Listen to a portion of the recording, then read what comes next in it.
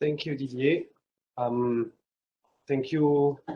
Thanks to the organizer for allowing me to be here now, and thank you for attending this talk. So I'm going to try to show you that you can do quite theoretical work with really applied, at least motivations and long-term goals.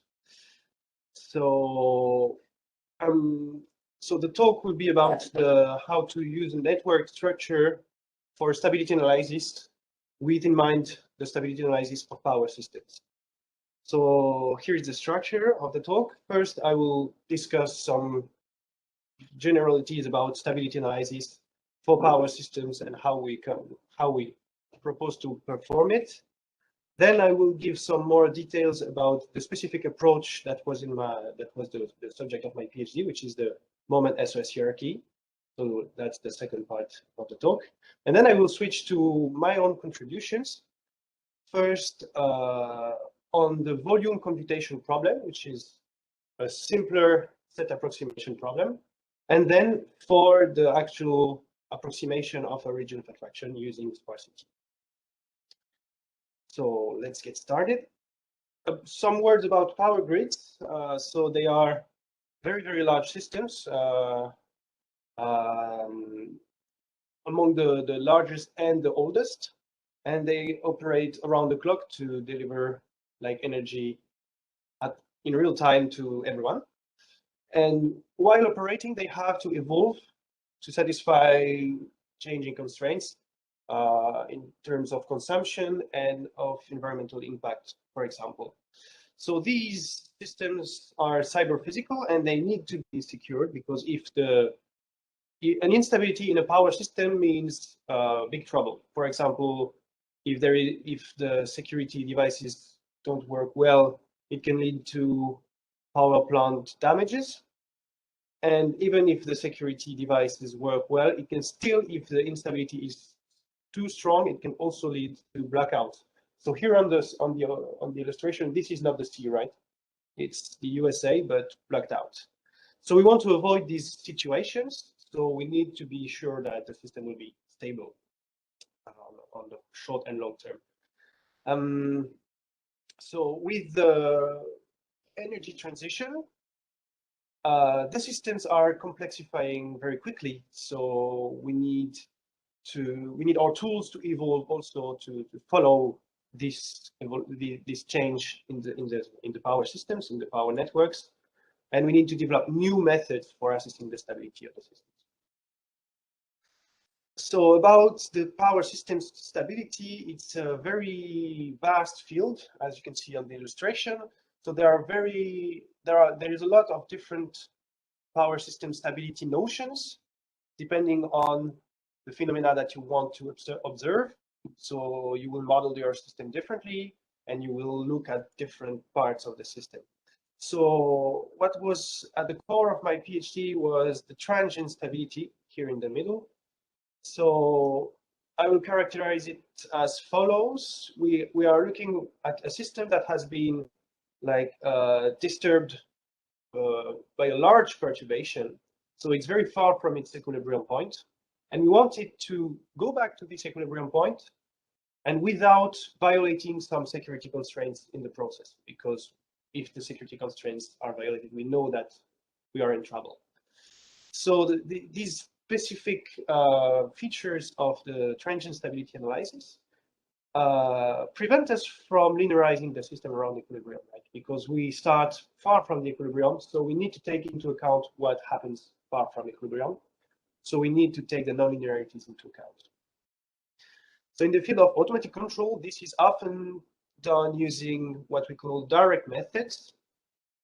So yeah, briefly, direct methods consist of approximating some set of interest, a stability region, let's say, with sublevel sets of some functions that we compute either numerically or using some knowledge, some physical knowledge about the system.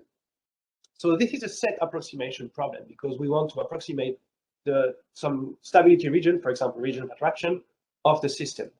So depending on what set you are interested in, you will use different functions whose sub-level set will approximate your stability region. So if you're interested in the classic Lyapunov region of attraction, you will look for Lyapunov functions. That's something I did during my PhD at the beginning of the PhD. You can also look for what I call Liouville certificates if you are looking for a finite time region of attraction. I will go back to this type of set in details after. Or if you're only interested in enforcing the security constraints that I mentioned without caring about going to an equilibrium, then what we call barrier certificates that approximate positively invariant sets are enough. So those are sets I was interested in during my PhD. And I approximated these kind of sets using moment SOS hierarchy. So let's look at how we use moment SOS hierarchy for set approximation in general. So I will start with the simplest set approximation problem. You will see after why I call it a set approximation problem. So here, I'm only interested in approximating a scalar value, which is the volume of the set I'm considering. So this problem is quite difficult in practice. So I'm considering generic semi-algebraic sets defined using polynomial inequalities here, but these sets are only required to be compact and semi-algebraic. So no convexity assumption, no connectedness assumption. So it's a difficult problem in general, and most methods for computing volume resort on some structure, for example, convexity. Here it is not the case. So what are we going to do? So roughly, we are going to do Monte Carlo, but in the moment SOS fashion. So how do you do Monte Carlo? You take like some box in which you are going to sample a uniform measure. So for example, you sample the uniform measure on the superset here, big X, whose volume you know, and you know how to sample the uniform measure on this big X, which is also asked to be a semi-algebraic set. And then you look for the samples that are inside K, and you look at the proportion, you know the volume of X, you know the volume of K, this way, an approximation. So it's the same spirit, but instead of sampling the uniform measure, we are going to work with the moments of the uniform measure. So we need to know the moments of the uniform measure on big X. And from this knowledge on big X, we are trying to look for only the volume, so the mass of the Lebesgue measure on K only. So that's the spirit of the method. So very quickly, because you all know the moment SOS hierarchy at this point. So here I'm considering a difficult problem, the problem of computing the volume, and the moment SOS hierarchy consists of several steps. First, you rephrase the problem to make appear the measures that you're going to focus on. So you want to formulate this problem as a linear optimization problem on measures, which you can then relax using moment relaxations, and that's where the moment hierarchy comes into play. But you can also look at the dual problem of the problem on measures, which is a problem on functions. As those are linear problems, you can use Lagrange duality. And then you also have a hierarchy on the dual side, which consists of sum of squares tightenings of the problems. The important thing is that you switch from difficult problem to infinite dimensional linear problem, and then to finite dimensional convex problem by just truncating the moment sequences or bounding the degree of the polynomials you will consider. And then you can try and solve the problem on your favorite SDP solver. So that's for how it works. No more details about the hierarchy because you all know it. But so now we are going to focus on the rephrasing part here for our volume problem. So here are the linear optimization problems that we formulate. So on the left, you have the primal problem on measures. So I'm maximizing the mass of a measure that is supported in my set K, whose volume I want to know, and is smaller than the Lebesgue measure. So you can see it's very physically like I am trying to determine the volume of K, but I can only measure masses. So let's put a fluid in K, in the recipient K.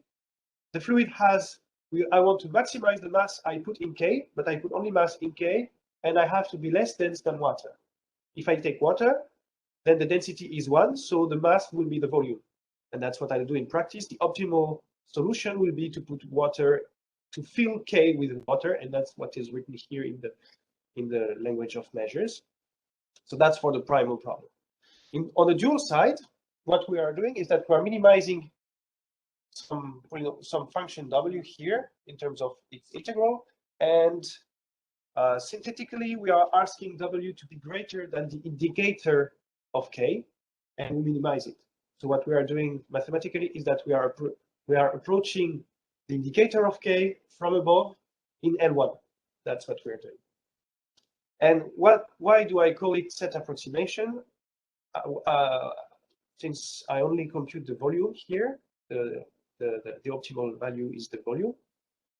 I call it set approximation because I have a set K hat here defined as the superlevel set of my polynomial W that by design contains K, because W is asked to be greater than 1 on all K, then where W is greater than 1 is a superset of K. It contains K.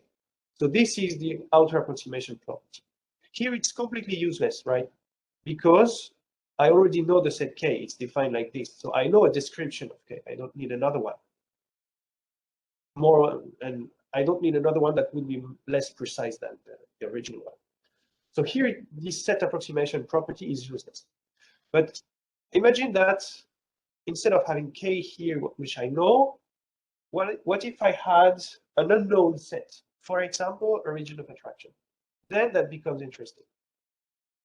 And that's basically the philosophy behind another contribution that was done long before my PhD for computing regions of attraction. So here, when I say region of attraction, I'm not talking about the Lyapunov region of attraction. I'm talking about what we call the finite time region of attraction. So here's the description of the problem. I'm considering a polynomial differential system, x dot equals f of x, so it's polynomial vector field. And I'm considering only a finite time horizon, 0 big T. And I'm asking several things. I want to reach a target set big K here at time big T. And in the process, I want to stay in the state constraint set big X here. So those are two semi-algebraic sets. So in terms of application, you can think of big X as the set of the secure set, the set where you know that your devices won't be damaged if you stay inside big X. And K would be some neighborhood of your operating point. So the region where you want to be. You don't only want to satisfy security constraints, you also want to be at a precise point, and K is taken as a neighborhood of this point. So we are looking for the set of initial conditions of trajectories that remain secure at all times between 0 and big T, and that hit big K at time big T. So an illustration, if I take this as my target set, then a possible region of attraction would be this one. So here you can see that it's not the Lyapunov type region of attraction, because even a trajectory that goes to K, if it takes too long, here I don't take this part of the trajectory into my region of attraction because it takes too long to reach big K. So it's called a region of attraction, but you can see that since we don't care about what happens after time big T, my system could also leave K after time big T. I don't care. So I don't need any assumption on attractivity of the target set. The target set can be not attractive. It's not a problem because I'm not really considering attractivity. I'm in a finite time setting, really. But if I choose my target set well, for example, a positively balanced subset of some region of attraction in the sense of Lyapunov, then I'm ensure that I will converge to equilibrium if I reach K in finite time. So that's interesting also. So how do we switch from the volume problem to the region of attraction problem? So here I just wrote again the volume problem. It will come back regularly in this talk. So I will modify, So Didier and Milan modified it in 2014 to obtain a problem for region of attraction computation. So what they did is that they added decision variables here. So some words about these decision variables. Here we are considering a measure new, which is called an occupation measure, supported on the time set and the state set. And we are also considering a terminal measure, which has to be supported on the target set, because I want to be on the target set at terminal time. Okay, so those measures are here to take into account the dynamics of the problem, and they model the trajectories. And on the dual side, I'm considering a function v here, and the use of the letter v is not random. You'll see just right now. So I added decision variables. Of course, if I don't add some additional constraints, they are useless. So here are the additional constraints I'm considering. So on the primal side, just a few words. This is the Liouville or continuity equation here that links the occupation measure, the initial measure mu, and the terminal measure phi. So that's the PDE. That's the equivalent of the differential system x dot equals f of x, but for measures. So if you take a random initial condition, you have random trajectories, and the law, the link between the initial condition law and the trajectory law is given by this PDE here. But the dual side is more intuitive, I'd say, because you are considering this function v, and you want v to be non-negative at terminal time on the target set, and you want it to be decreasing along trajectories. So this is a Lyapunov inequality, basically. Okay. So what happens if you do so? You ask v to be non-negative at terminal time on the target set and to decrease along the trajectories, which means that on the trajectory that hits the target set at final time, v will be always non-negative, because in the end it's non-negative and it's not increasing. So it's always non-negative. And on the contrary, on the trajectory that doesn't reach the target set at time big T, v is free, so it can be negative. And that's what will help us discriminate between stable and unstable trajectories. So put into mathematical words, that's the new set I'm approximating now. So now I have a superset here as a superlevel set of v of 0x. It's a new set that approximates the finite time region of attraction, which I don't know. So this time I'm approximating a set I don't know a priori. So as for the volume, if I minimize here my criterion, then my W will approximate the indicator of the region of attraction. And the error I make in my set approximation is guaranteed to vanish in volume when I'm computing minimizing sequence. And then, well, the moment SOS hierarchy just consists in computing minimizing sequences, or at least some terms of a minimizing sequence. So that's the strategy we are going to use. Now, let's go back to volume computation. Now you know why I'm first interested in volume computation, because you can, using this process, you can switch from volume computation to region of attraction computation. But the volume computation problem is much simpler. So let's first work with this one and see what we can say about it, and then see what we can say about the region of attraction problem. That's a good question. Yeah, of course. So you say it's going to zero. Is it zero when it's given? Yeah. So if epsilon is a parameter that gives you the minimizing sequence, or here minimizing family, you can take epsilon 1 over k, for example, if you want a sequence. Then you are guaranteed here that this will converge to 0. The volume of the difference between your approximation and the set you want to approximate will vanish, yeah. But asymptotically, right? When you go high in the hierarchy. And this is automatic when you have. So you need some assumptions. You need your sets X and K to be compact. And you need even a little bit more. You need to have a ball constraint in the description of these sets. And then for these specific problem, that's all you need. And with this, you can ensure the convergence. If you don't have compactness, then you have to work a little bit more. But here I'm considering compact sets, so it's quite easy. So let's first go for the volume computation problem, which is simpler, and see what we can say about it. So the volume computation problem is simpler, but it's already challenging. So as I just said, the moment SOS hierarchy is proved to converge in specific settings. So you can look at recent publication that I did for the convergence of the general moment SOS hierarchy in the compact setting. So I did a contribution here, but I guess that you also have a contribution recent with Lorenzo that will be presented on Friday about another convergence property that is also obtained using compactness of sets. But why here I focused on the convergence of minimizing sequences, then I think that stronger results are given for convergence in terms of feasible sets, which is a little bit more general. So we'll see about that on Friday.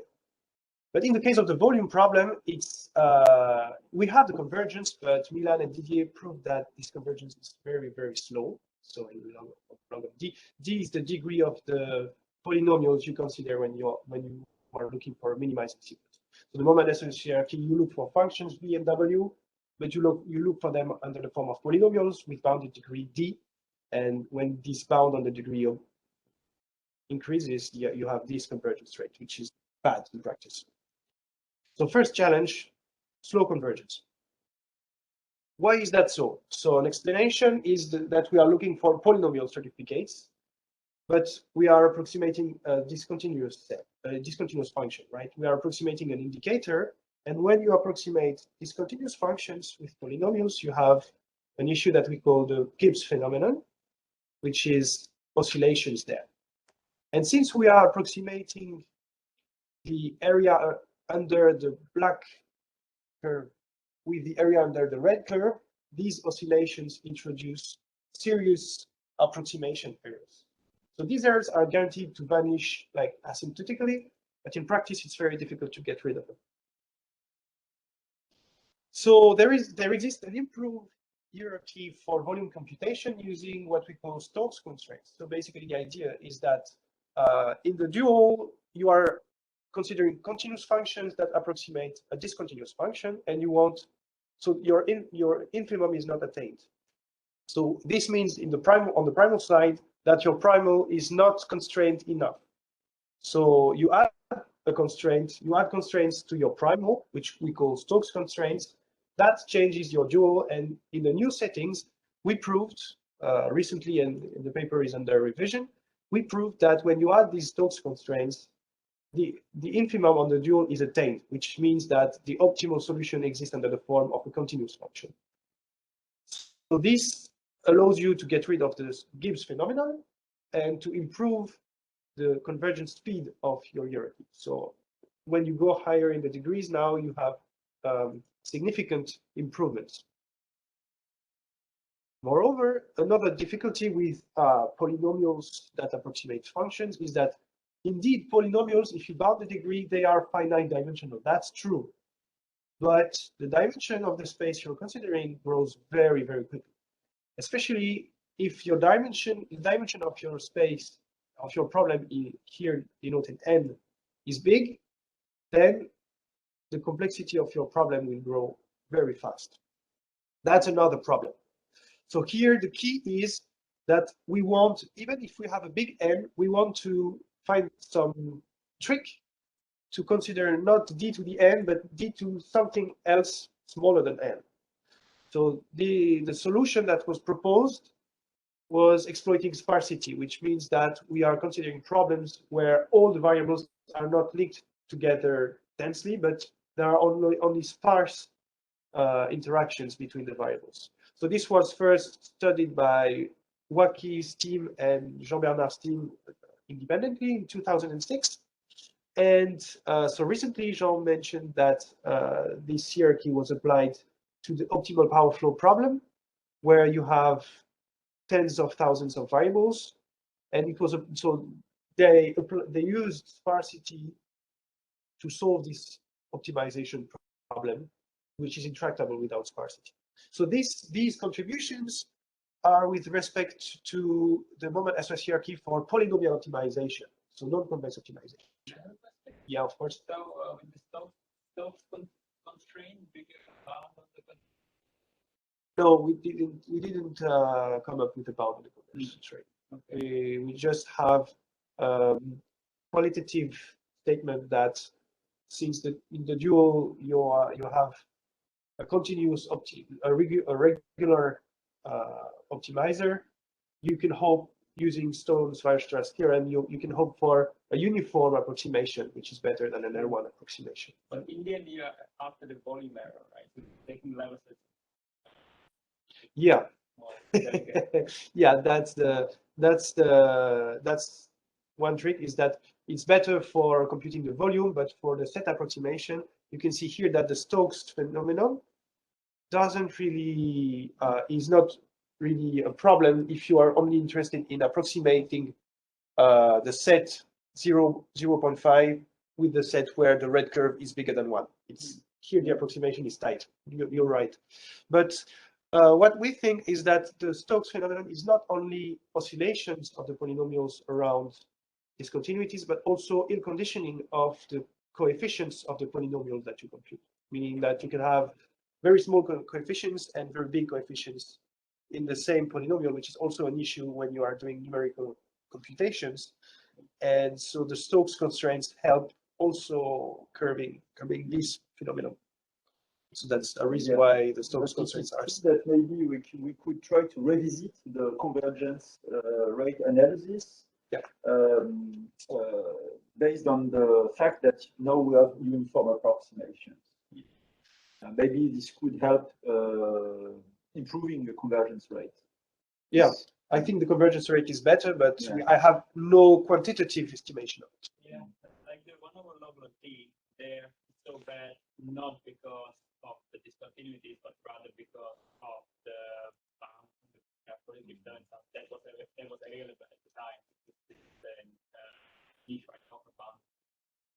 So if you were to impose positivity just by positivity, not by positive challenge, it would be something like 1 over t. Okay. So it's much faster. Anyway, it's just ego, so it's upper bound. Yeah, true.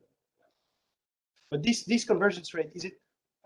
I understood that it's for volume, for the specific hierarchy, for the volume computation hierarchy, right? So, for example, for optimization, the situation is a bit more favorable, right? Then you have this 1 over sum root of log d. Then the second log was basically just make the bound simpler. Volume, you could get something slightly better with the current niche micro per bound, but whenever you improve that bound, you get something possibly much better. Okay. Right? But Milan, yeah. Sorry, Bernard. So this bound in log 1 over log d says it could be 1 over d.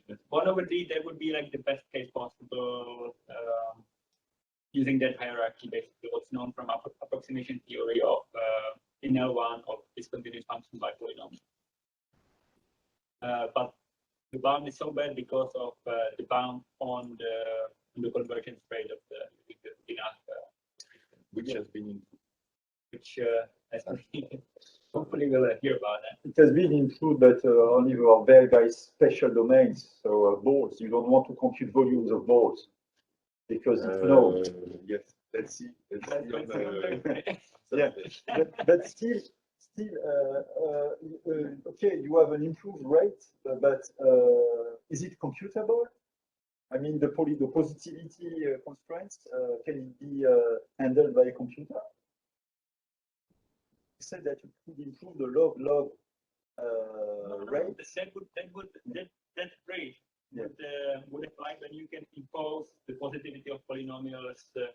Yes. Without with some oracle, which is okay, which you don't have actually on a computer. Yeah. Okay. That was a break for Matteo. That's fine. I can rest a little bit. Yeah, maybe questions from the audience, from the remote audience at that stage, so that Matteo can still rest a little bit. Questions on the chat? No? Okay, I have to resume talking. So, end of the break, Matteo. Okay, let's proceed. Oh, yeah, no, no, that's-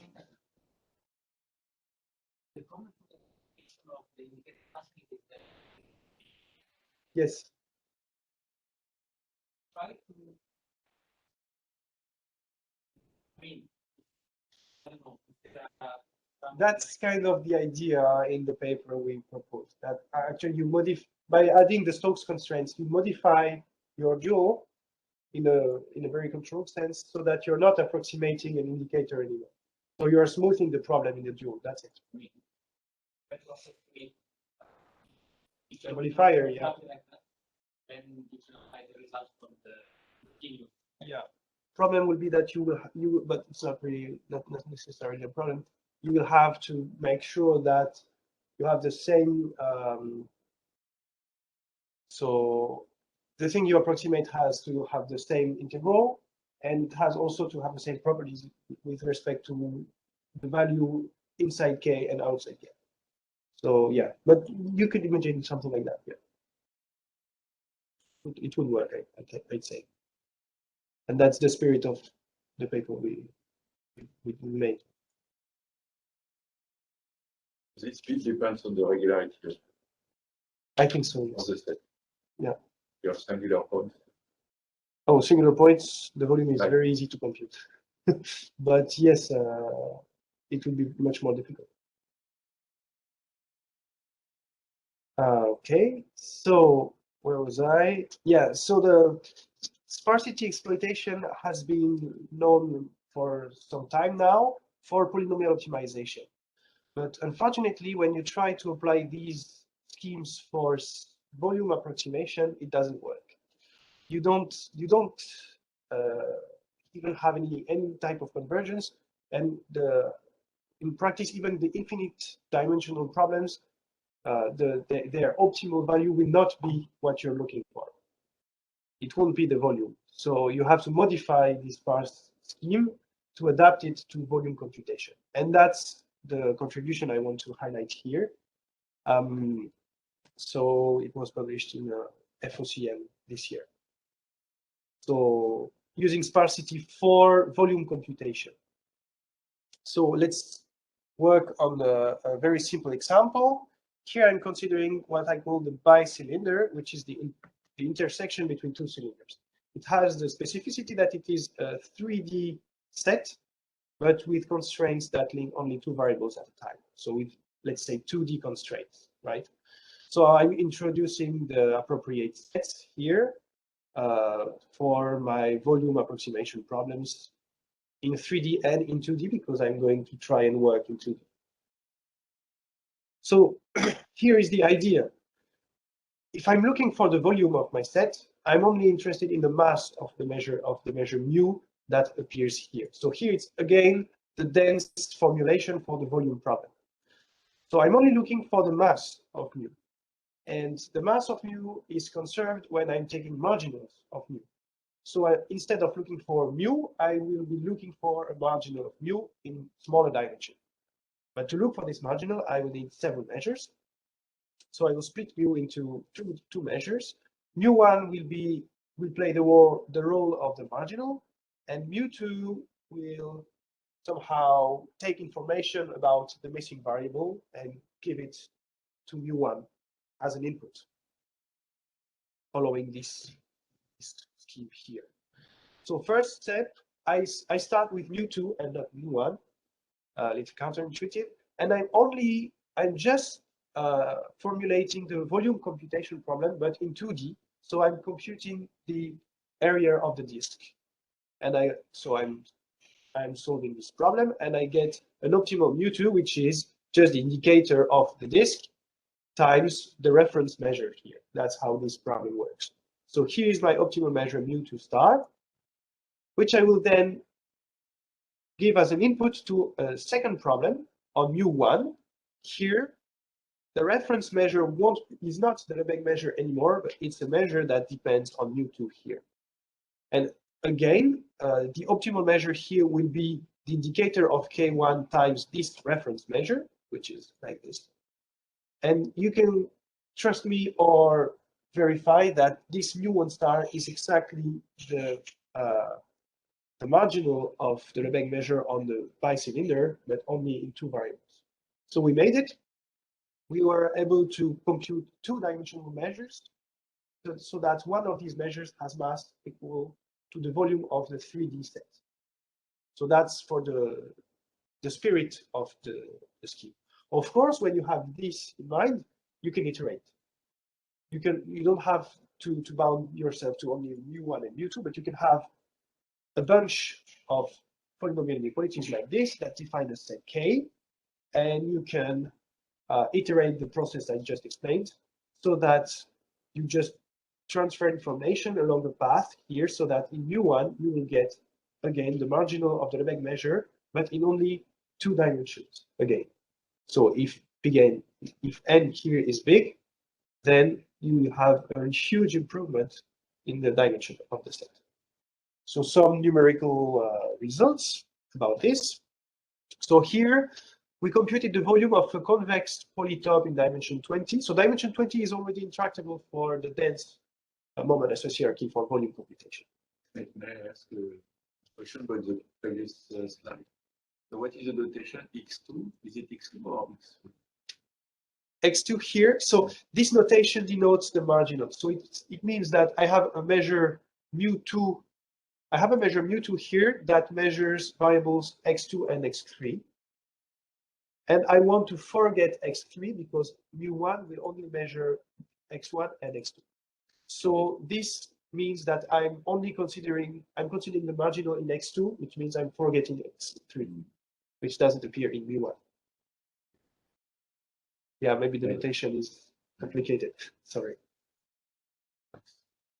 Yeah, when you're working with sparsity, one of the biggest challenges is notations. So you can iterate this process, and we applied it to the sparse polytope. So this is an easy example. You even have a closed form formula for the volume of this K. But that was interesting for us because we could compare our results to the actual volume. So here we have so the two curves here represent different SDP solvers. So you can see that Mosaic is less accurate than Sedumi because when you're using the moment associated hierarchy, you are supposed to have monotone convergence, and here the curve is not monotone. So this means that Mosaic is not very accurate in this setting. But Sedumi is very accurate, even though it takes much longer to solve the problems, and you keep your monotonicity, and you converge quite well to the optimal value, which is the volume of K. So that's for the proof of concept, but then we wanted to explore a little bit further with another set, which is this time non-convex. So K here is in dimension n with n equals 20, 50, 100, and it is non-convex. So we compared our sparse hierarchy scheme here with the Monte Carlo method, which I already discussed. So here with high probability, the volume of K is in this interval, and here with probability 1, the volume is smaller than this upper bound. So the results are different. One is random, the other is deterministic. But this way we could compare the accuracy of our hierarchy with some probabilistic estimations. So first, our upper bounds Of course, since we are deterministic, it's a little bit less accurate than the central limit theorem. But something interesting is that in dimension 100, you don't have anything here, because doing the computation in the Monte Carlo setting here would have taken like 6 months. So we didn't do it. But we could do the computation with the sparse hierarchy.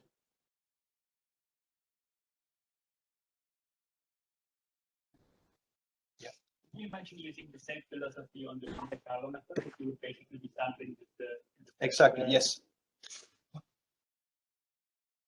So basically, the sparse scheme and the tool that you use to compute your volume, so here the moment associated hierarchy, those are two different problems. And the sparse scheme can be adapted to other methods, for example, the Monte Carlo method. So we didn't do it yet, but we can try. It's in the several projects that we have. We have the project to extend this sparsity scheme to other methods than moment associated hierarchy. So here, in terms of tractability, we outperformed Monte Carlo. Very nice.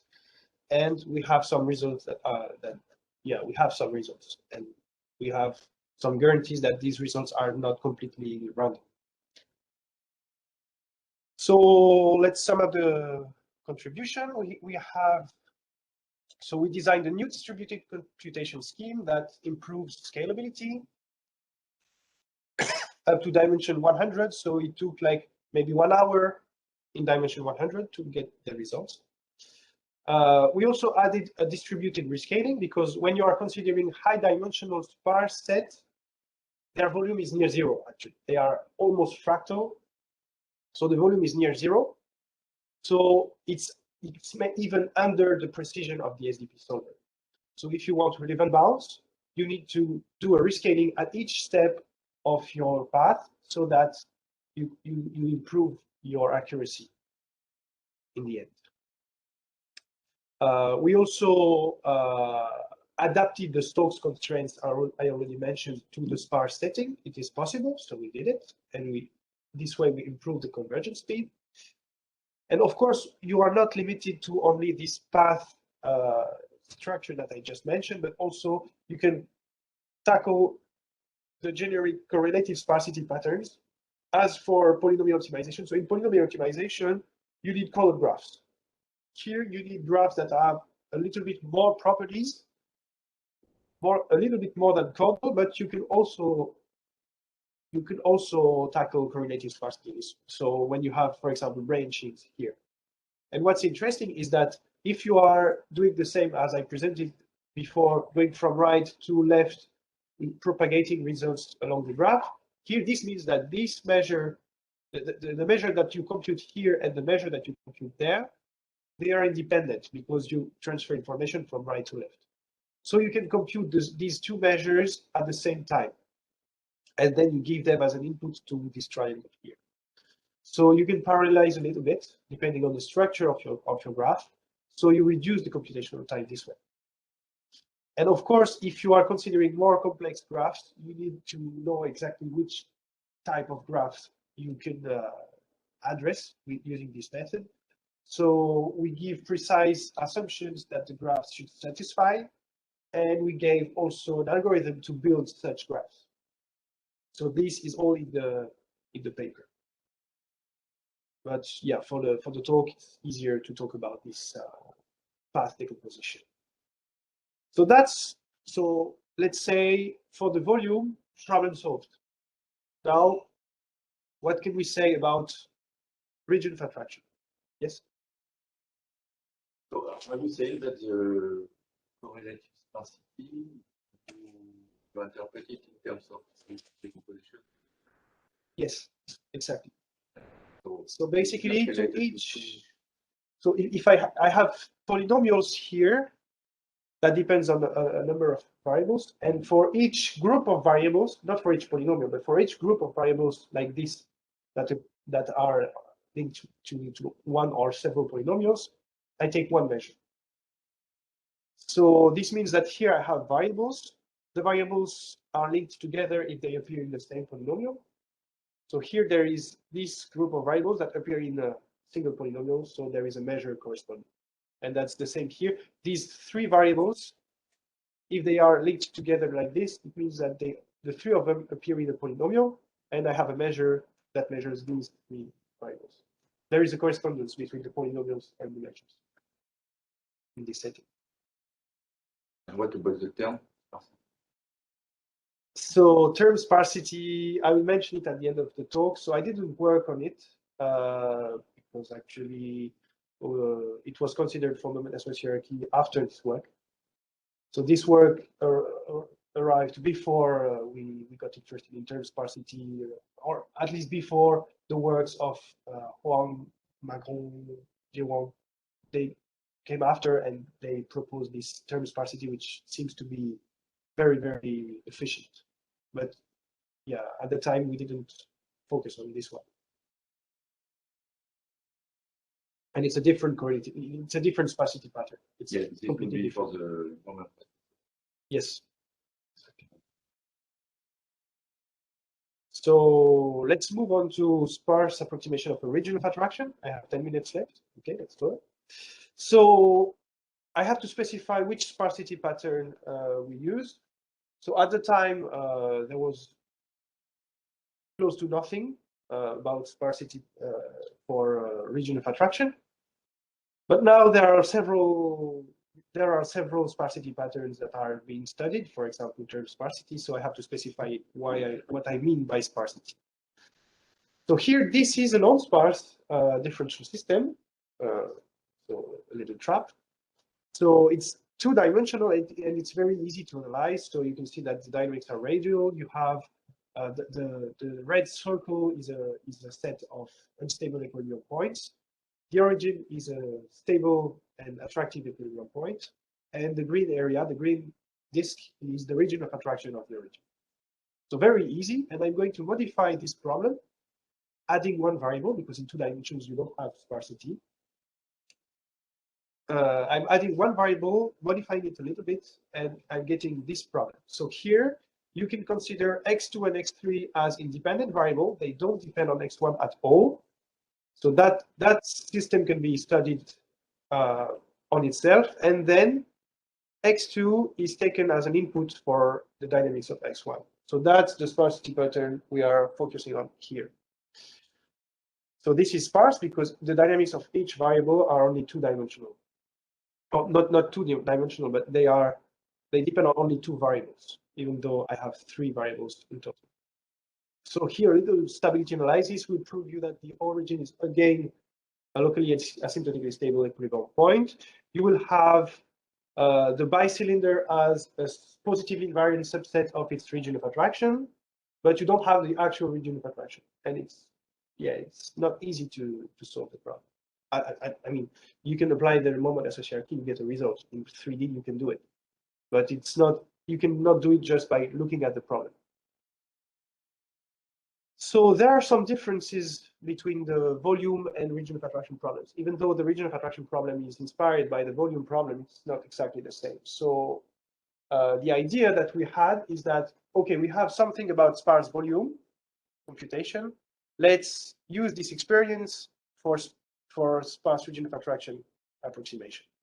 And actually, from the volume, we only got a heuristic for region of attraction approximation. And we lose something in the process when we generalize the region of attraction problem.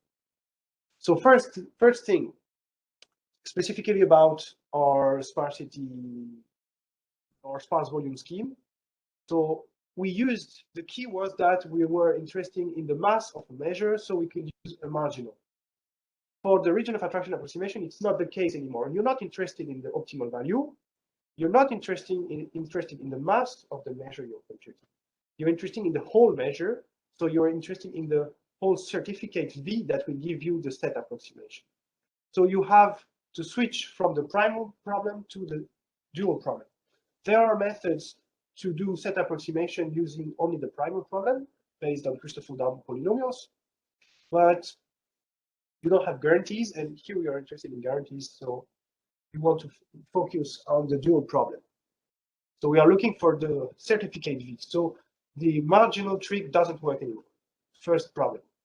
Second problem, while when you are approximating the volume of a sparse set, the sparsity of the set you are approximating is given. It's a data of your problem. But here, you only consider sparse dynamics, which does not give you any information of on the sparsity of the region of attraction. And in practice, for the sparsity pattern we considered, the region of attraction is not sparse at all, actually. So you lose the convergence proof because of that, because you are approximating a non-sparse set with sparse sets, sparse approximations. So you are losing information. So for now, we weren't able to come up with a convergence. Maybe it's possible, but we don't have it for you for now. And third difficulty, the variable interactions.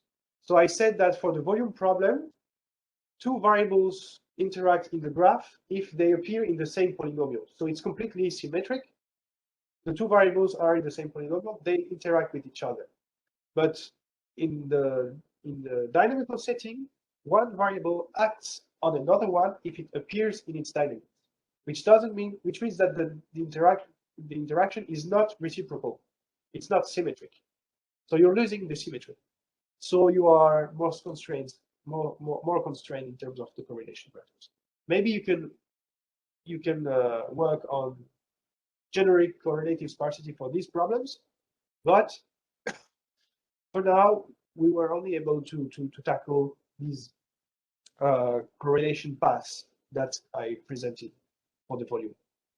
So those are three difficulties that we had to face. So I won't go into the details of the sparse formulation, but let me just display it on the screen just to scare you. So here is the dense formulation again. So dense formulation for the region of attraction problem with here the Lyapunov inequality. So it's the dual formulation.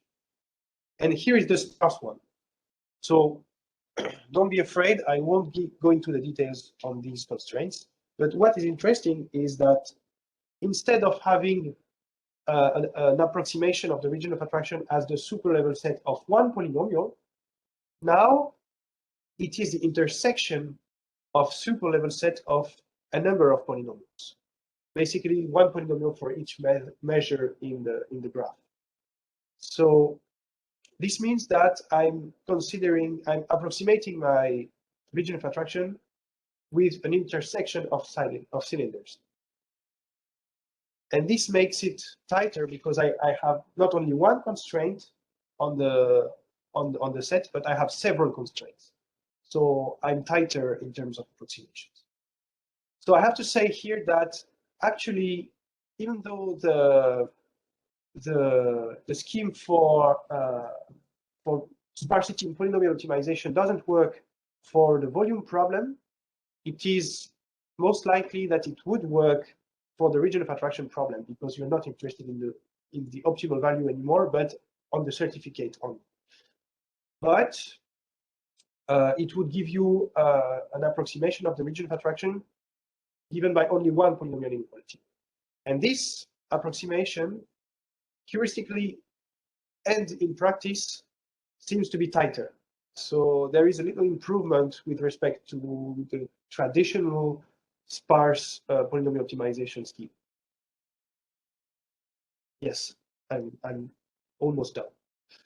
So here is the result for the sparse system I presented at the beginning of the section.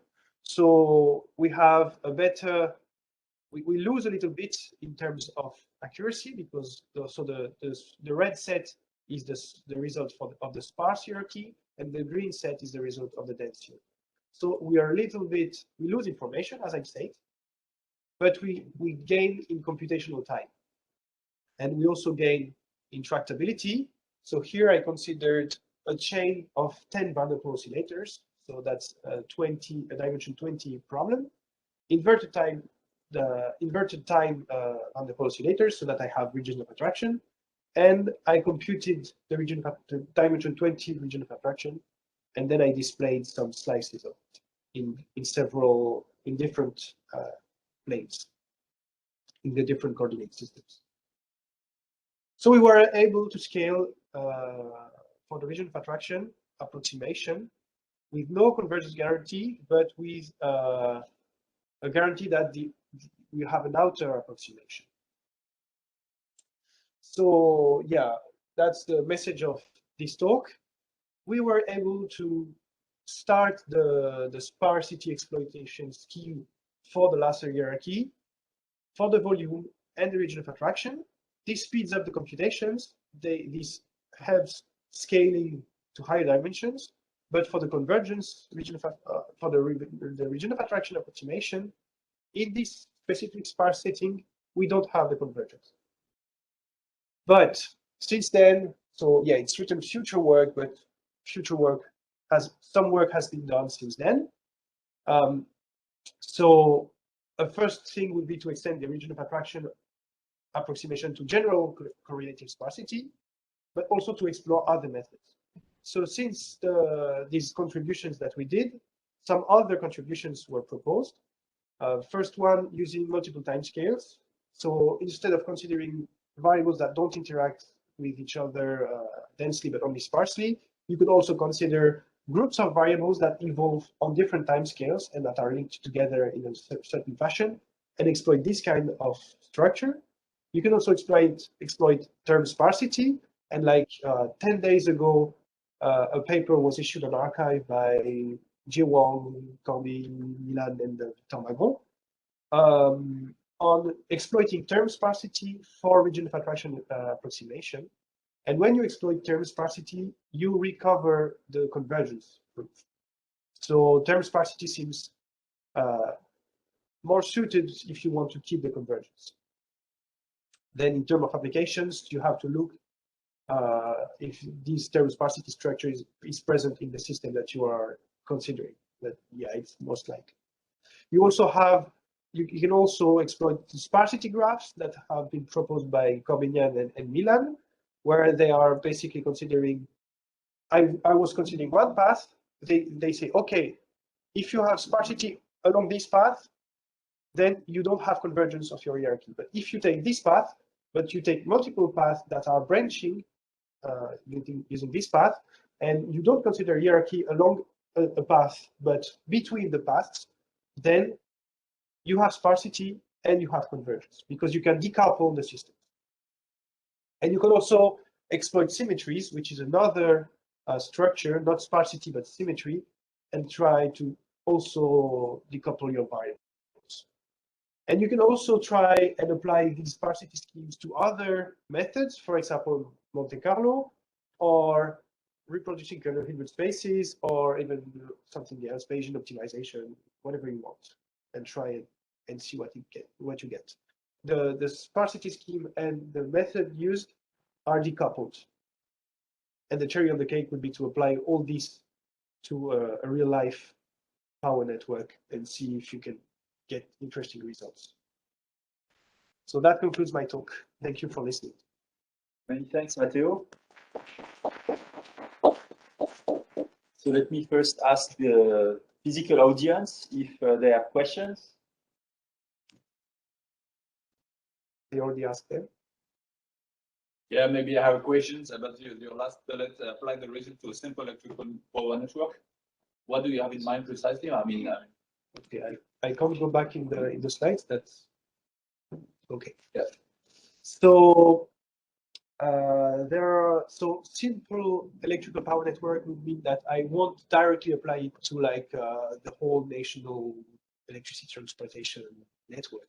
But for example, you could consider a local distribution network, which is a bit smaller, and try at least to address this kind of network, or even smaller, like a small neighborhood, and see.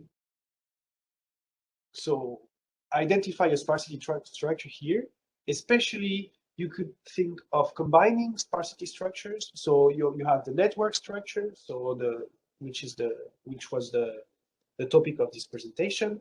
But you could combine this state space sparsity structure with the timescale sparsity structure. So you would have different nodes. You would have a network with nodes that correspond to the buses of your electrical power network. And each bus would also have a sparsity structure inside it based on timescales. So you could combine these different sparsity schemes. Correlative sparsity, which is the subject of this talk, has already been combined with term sparsity, for example. It was the subject of a paper from Victor. So you can combine these different sparsity schemes to improve your efficiency and try to scale, for example, to a neighborhood or to an active distribution network or these kind of systems. Okay.